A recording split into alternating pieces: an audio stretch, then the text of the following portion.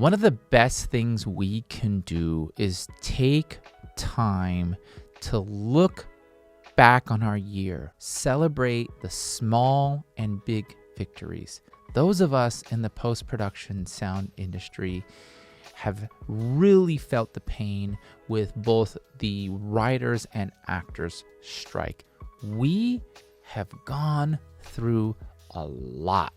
If you're one of those who have felt the financial impact, the creative impact of these strikes, just leave me a comment below, because there are a lot of us. So oftentimes in situations like this, when we face adversity, we face obstacles, it's hard for us to see through the debris of difficulty and find the small and big victories. So today I want to discuss 3 different things we can do as the year is wrapping up here. Can you believe it? It's the holiday season. New Year's is right around the corner. 2024 will be here. But I want to take just a few minutes to invite you along the way to reflect on 2023, to take a moment to be grateful for the accomplishments we have accomplished during this year, and to forecast and look at the year ahead, because great things are ahead. I know it.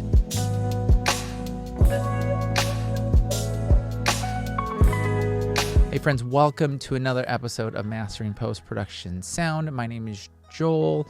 I am a sound re-recording mixer and supervising sound editor in the post-production industry. I've been part of this industry for the past 16 years, and this space exists to help you navigate the sometimes murky waters of the post-production sound industry. So today we're looking back at 2023. What a year it has been. And I want to take you through a couple things that I was taken through by one of my mentors and coaches.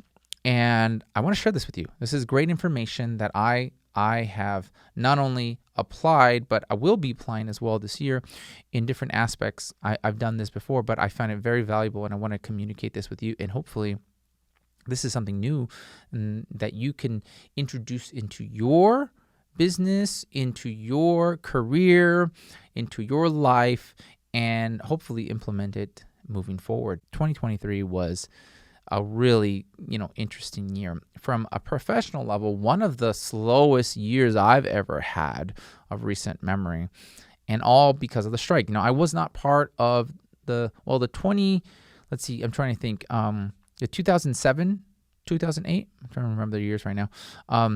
Back then, that strike, I was not union. I wasn't part of the union. And so I was not impacted the way I was. So this is technically my first strike being part of a union that I was impacted. And even though my union was not on strike, our union, those of us in sound, we were impacted deeply.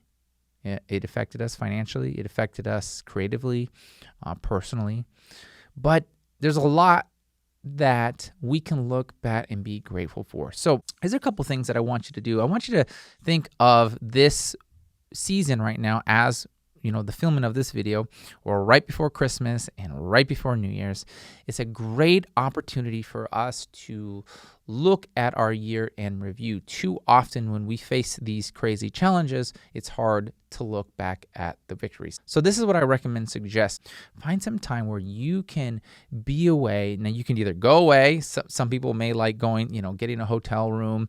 Some people can, maybe just go to a coffee shop, put on some headphones, listen to some nice music. But I want you to carve away some time, whether it's outside, indoors, somewhere away from your normal setting, so that you can work through some of this. Take something to write with, whether it's a notebook, a journal. If you follow me anywhere on any socials, you know that I love writing stuff down. I love writing journals. I have a business journal and I have a personal journal. I am a fan of notebooks and journals. But bring something to write with, okay? You can grab your snacks, your coffee, your tea, whatever you're into, to make it comfortable for you. And you're going to write. We're going to reflect. So this is where we're going to start with. The first thing we're going to sit down and reflect on are celebrating the victories. These are both small and big. We forget about these things. So what are the projects that you worked on this year that were awesome. It was just great to be a part of. Who are the connections that you made this year that you're just so happy and glad that you finally got to connect with that person? And think about it financially. Like, what's the revenue that you made? What is the money that you brought in this year as a result of you putting yourself out there, whether you're a freelancer or the fact that you were working? I know it was a slow year for some of us, but still, nonetheless, we were able to make an income. So write that stuff down. Take time to celebrate. Maybe it's, it was a new connection that you made. I know that this year, I have so much gratitude for you, for this space. I have been able to meet and have conversations with people I never would have thought I would have had. Some of you out there are not only tremendously talented, but you're just wonderful, beautiful human beings. And so I just want to say thank you for connecting with me. Now, at the same time, there's so many requests out there. And so I apologize if we haven't connected, but I just have so much gratitude for meeting you and for putting myself out there because it was a risk. Let me tell you, putting myself out, and as you know, anything on social media I run the risk of being scrutinized, being made fun of, because that's my biggest fear. But putting myself out there has allowed me to be open to all these new relationships and these new connections. So thank you from the bottom of my heart. So if you are doing this for the first time, make sure you're taking time to celebrate these small wins. Again, it could be the projects, the people you've met, or the money you've made this year. Write this stuff down. It's very important. You can even look at some of the personal finance goals that you made. Maybe you got out of debt this year. Write it down. Maybe you were able to pay off a bill. You were able to take that vacation and pay cash for it. Whatever it is, this is an opportunity for us to look at even some of those financial goals that we have made, some of those personal financial goals that we had, those victories. Perhaps this year you read a book that really impacted you personally or business-wise or in this industry. Maybe there's a new skill that you learned this year, whether it's, doing your first Dolby Atmos mix, or maybe it was the first time you got your studio up and running. Write these victories down. These are things you do not want to miss out on. You should be celebrated. You did it. You took the risk. Like, congratulations. So write this down in your journal. This is definitely something that you want to be proud of, and that I am very proud of you for you. So congratulations on doing that. But make sure that you take time to write this down. The second thing I am fascinated with is your vision, about your 3-year plan. Now, I'm a huge believer in setting goals. It's very, very powerful. I have seen the improvement in my personal life and in my career with setting goals.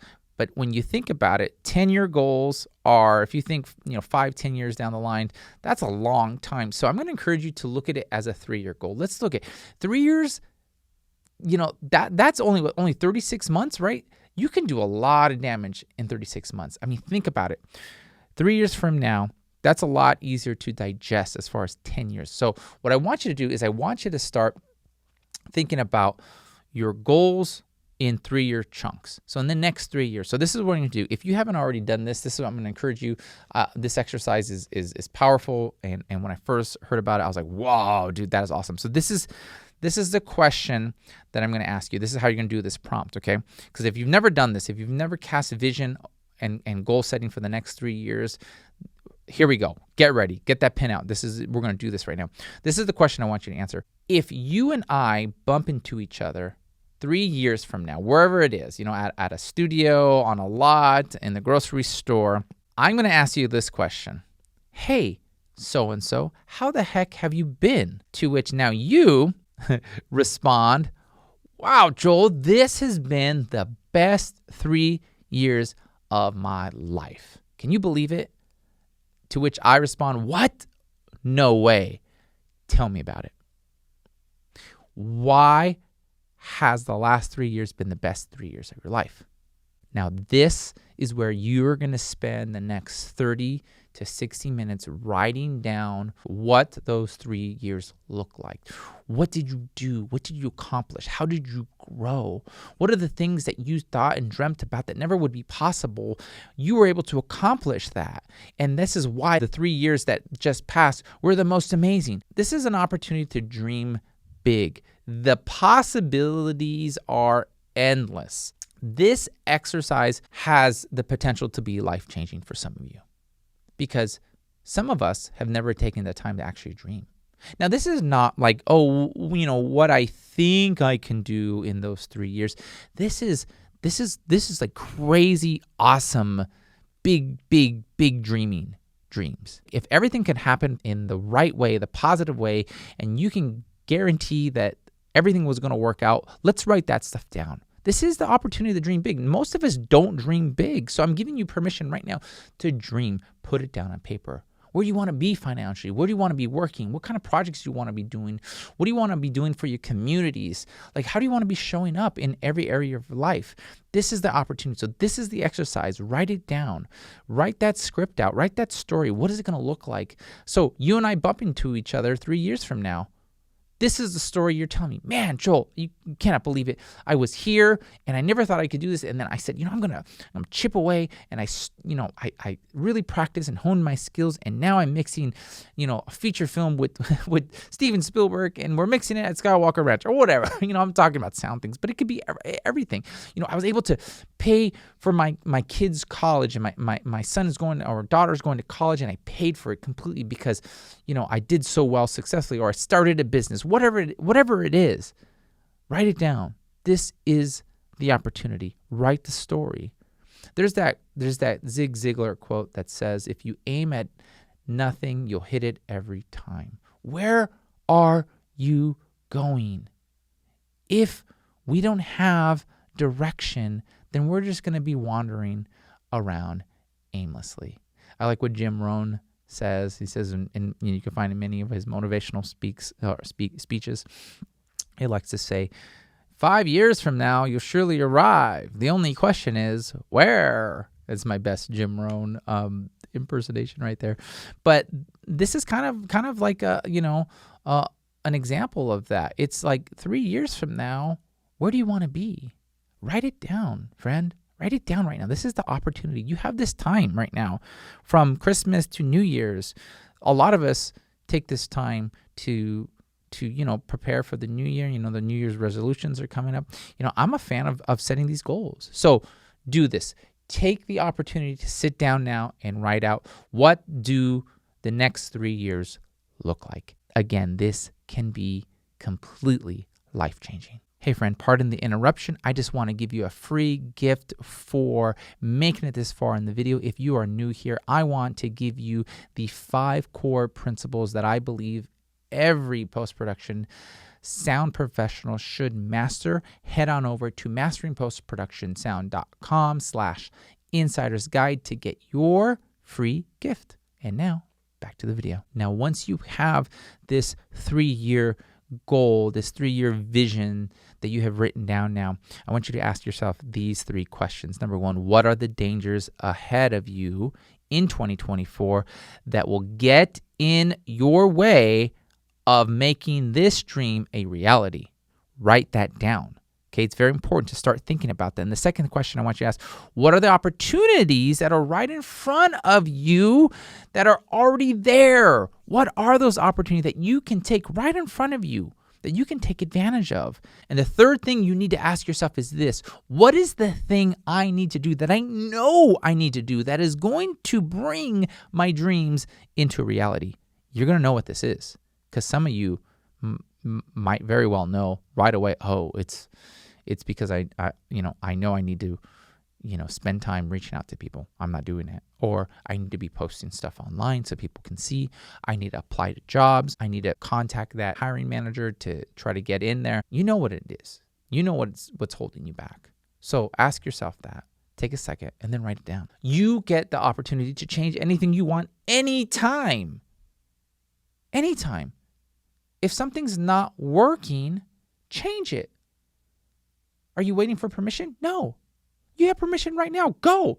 Do whatever you want. So what needs to change? Maybe it's take more risks. Maybe it's not care about what other people think about you. Whatever it is, remember, you get to change anything at any time. And the last thing I want you to think about this section, about your 3-year plan, is what about your vision needs to be amplified in order to bring the vision closer to reality?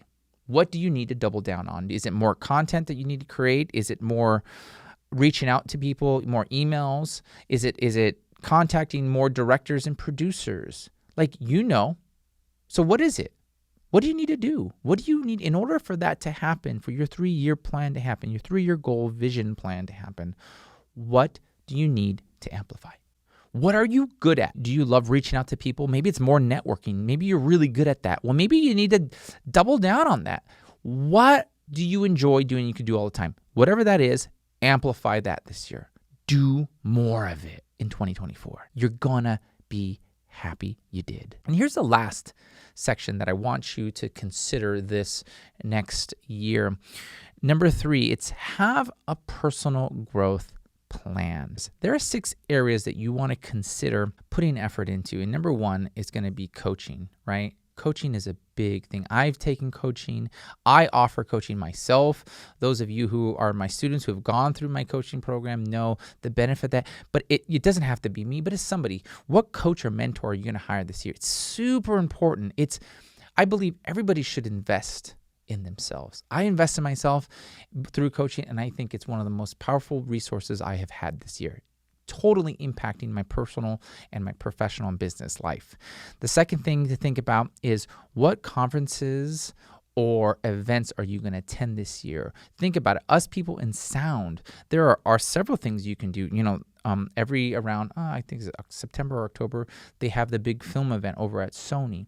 Maybe it's going to one of those events where you can be around the professionals and the masters who are creating some of the best soundtracks.